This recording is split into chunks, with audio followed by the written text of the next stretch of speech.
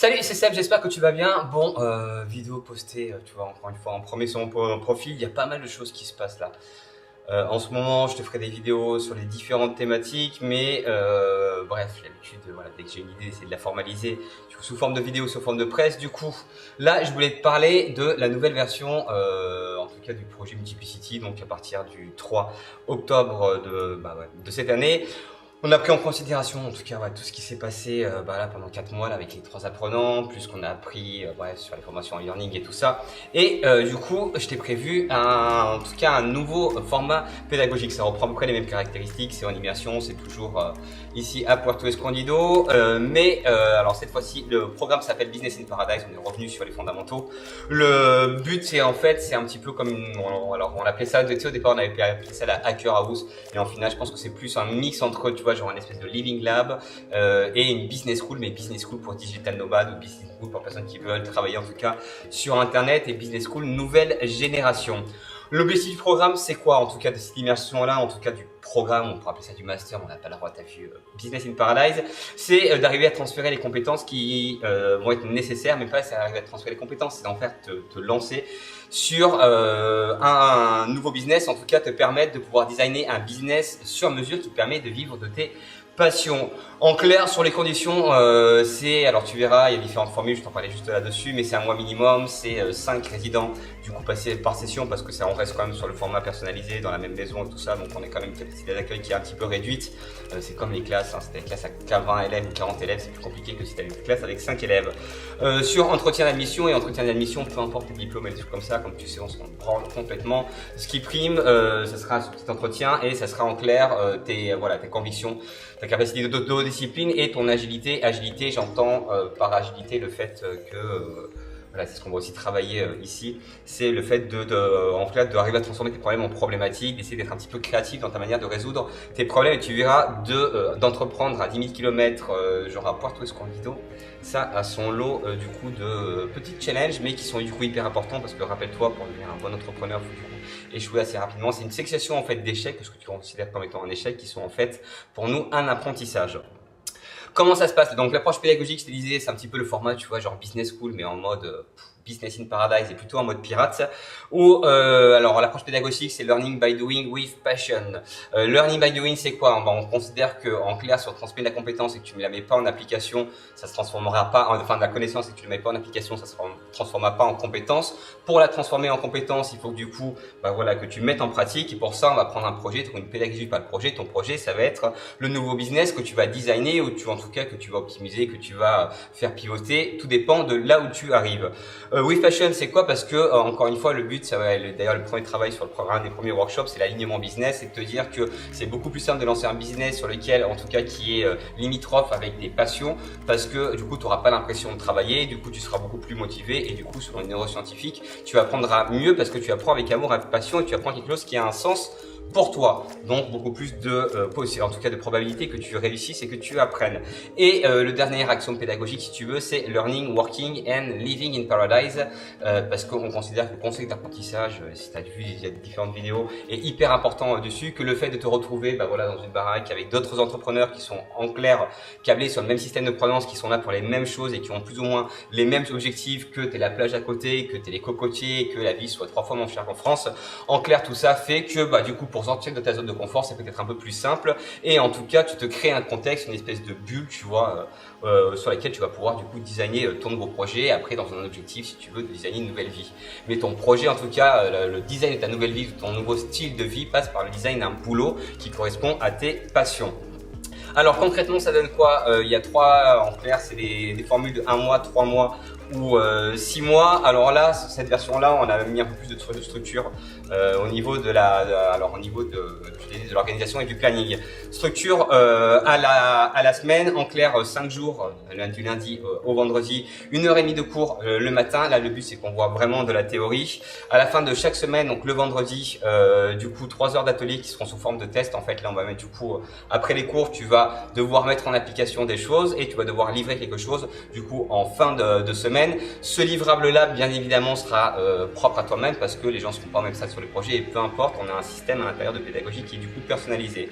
Donc chaque matin, on a des cours. Dans l'après-midi, du coup, tu fais un petit peu ce que tu veux, tu bosses sur ton projet, donc c'est ce que le bloc bleu, tu vois, que je t'ai mis là, business and life design. Donc là, tu bosses sur ton projet, tu bosses aussi, tu vas voir tes social skills, tu veux faire du surf, apprendre l'anglais, apprendre l'espagnol, apprendre la méditation. Bref, il y a plein de choses qui sont, encore une fois, qui sont périphériques à des skills d'entrepreneur, mais qui vont te permettre du coup d'être un meilleur entrepreneur.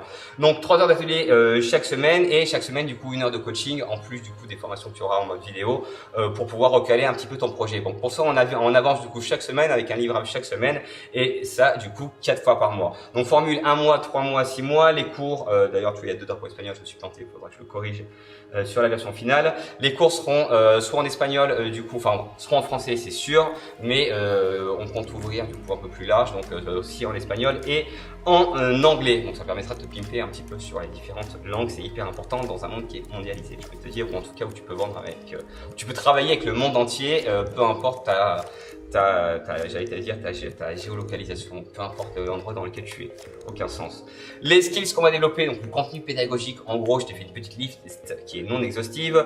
Donc innovation entrepreneuriale, là c'est vraiment méthode innover en mode startup, comment on monte une offre qui est innovante, comment justement on invente, si tu veux, des offres qui sont du coup des offres qui fonctionnent. Et des offres qui fonctionnent, c'est quoi? C'est en clair comment tu trouves une solution qui est différenciante, qui apporte une valeur ajoutée différenciante du coup de tes concurrents à un problème que rencontre un certain type de personnes. C'est une espèce d'équation qu'il faut résoudre pour monter un projet du coup qui est innovant. On verra toute la partie bien évidemment marketing, social media marketing, donc Facebook, Instagram, les campagnes, enfin bref, Google Analytics, tout ce bordel. Grosse partie est spécifique sur le growth hacking et analyse de données. Growth hacking, c'est quoi? C'est tout simplement le marketing des startups, tu vois, le marketing des mecs qui préfèrent utiliser leur créativité que leur porte-monnaie. Et le but, c'est de trouver en fait des techniques qui soient créatives, qui soient ingénieuses et qui te permettent d'avoir un maximum de résultats dans un minimum de temps et avec un minimum d'investissement. Partie aussi design thinking et créativité. Alors design thinking, c'est une méthode de résolution de problèmes et ça intègre aussi, tu verras, c'est plutôt du mindset, et aussi design au sens, au sens design graphique. Tu verras créativité aussi bien créativité dans les stratégies, donc en clair penser et faire de manière différente. Créativité et innovation, c'est un peu la même chose, mais aussi créativité, on va aiguiser ton œil créatif, ton œil artistique. Tu verras, c'est quand même un de prédominant parce qu'à la base, je suis quand même directeur artistique. Bref, grosse partie aussi, parce que gros geek, tu vois, productivité et life hacking, parce que tu as beau être un bon entrepreneur, il faut aussi savoir, voilà, bien optimiser son temps, bien mettre en place des process, arriver à automatiser des choses qui peuvent être automatisées. Et life hacking, c'est quoi? C'est que au final, ta life et ton business, c'est un petit peu la même chose, et que de la même manière que tu peux hacker ton business, tu peux du coup hacker ton style de vie. C'est pas du développement personnel, parce que je suis pas mal passé pour te parler de ça, mais c'est plus, encore une fois, logique hacker, quoi, comment hacker ton happiness. Et tout ce qui est la partie du coup soft skills, qui sont les skills qui sont justement dont je te parlais tout à l'heure. Tu vois, genre même ta capacité à créer du lien social, à t'adapter dans dans une culture, un pays qui est pas le tien.